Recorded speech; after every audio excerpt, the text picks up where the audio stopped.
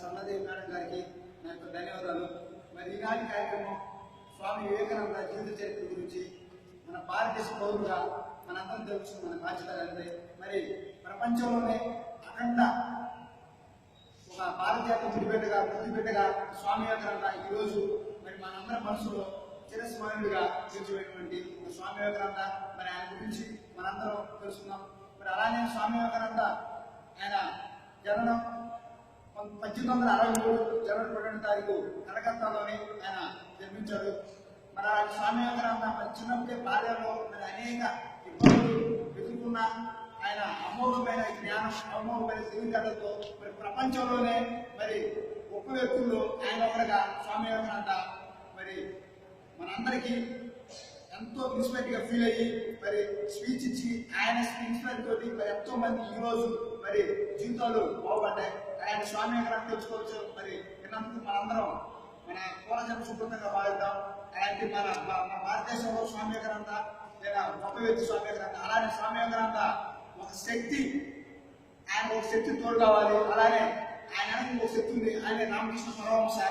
ఆ శక్తితోటి మరి దేవుడు లేడా ఉన్నాడా అనే ఒక కన్ఫ్యూజన్ తోటి స్వామి వివేకానంద ఎన్నాళ్ళు మనందరికీ హిందూ మరి చెయ్యాలా చేయకూడదు అనే ఒక కన్ఫ్యూజన్ ఉన్నప్పుడు మరి ఆయనకి రామకృష్ణ పరమహంస అని ఆయన దగ్గరికి వెళ్ళి మరి దేవుడు ఉన్నాడు, మరి మన హిందూ తత్వ అజ్ఞానం గురించి మరి ఆనాడు మరి అమెరికా దగ్గరికి వెళ్ళి మే 1, 1897లో అమెరికా వెళ్ళి మన భారతదేశం గురించి మరి మన భారతదేశం గురించి అమెరికా గురించి చాటి చెప్పినట్టు స్వామి వివేకానంద మరి ఆ రోజుల్లోనే మరి ఆయన స్పీచ్ అంటే ఆయన బోధాలంటే ఎంతో మంది చూసినట్టుగా ఫీల్ అయ్యి మరి ఈ రోజు ఎన్నో అనుకునే శిఖరాలు చాలా మంది మరి అనుకునే శిఖరాలు అనుకున్నారు.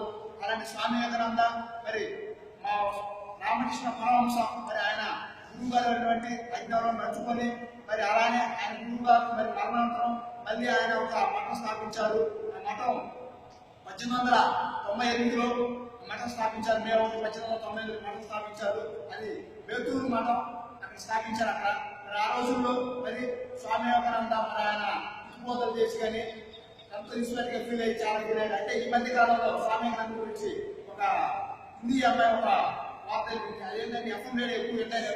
అయితే ఆ అమ్మాయికి 2 చేతులు యాక్సిడెంట్లో పోయాయి. యాక్సిడెంట్లో అయితే నీకు ఎలా వచ్చినా ఉద్యోగం ఐఏఎస్ ఎలా వచ్చింది నీకు ఉద్యోగం అన్నప్పుడు ఆమె వాళ్ళ ఇంట్లో పేరు లేదా టీచర్ పేరు ఎవరి పేరు చెప్పలేదు, స్వామి పేరు చెప్పింది. అది ఎందుకంటే ఆయన సూట్లు తీసుకుని ఇన్స్పైర్గా ఫీల్ అయ్యి మరి ఆ అందుకోలేని చిత్రాలకి అందుకుంది. మరి ఆయన స్వామి వివేకానంద మరి అలానే స్వామి వివేకానంద తల్లి వచ్చేసరికి తల్లి పేరు వచ్చేసరికి శారదమ్మ, తల్లి పేరు వచ్చేసరికి విశ్వనాథ్ దత్త, మరి సోదరి నివేదిక. అలానే స్వామి వివేకానంద ఎంతోమైన అద్భుతమైన జ్ఞానంతో అద్భుతమైన శక్తితో మరి మనలో అంతా మీలోనే శక్తి సామర్థ్యాలు మీలో ఉన్నాయి, మీలోనే అంత శక్తి సామర్థ్యాలు ఉన్నాయి. ఆయన వెలుగునిస్తే ప్రపంచంలో మీరు అందుకునే శక్తులు అందుకుంటారు అని మనకి ఎంతో ఇన్వాల్వ్ చేశారు. మరి ఆ రోజుల్లో ఎవరు స్వామి వివేకానంద ఒక జ్ఞానం అమ్మమైన జ్ఞానం, ఆయన జ్ఞానం ఉన్నప్పుడు పక్కన ఒకరు మర్చిపోతారు. అయితే ఒకసారి ఒక సందర్భంలో ఆయన జ్ఞానం చేసుకుంటే ఒక 10 మంది శిష్యులతో కలిసి జ్ఞానం చేసుకుంటే ఆయన జ్ఞానం అమోఘమైనది. ఆయన జ్ఞానం చేస్తే ఎవరు అందరూ మర్చిపోయి జ్ఞానం పూర్తి వెళ్ళిపోతాడు.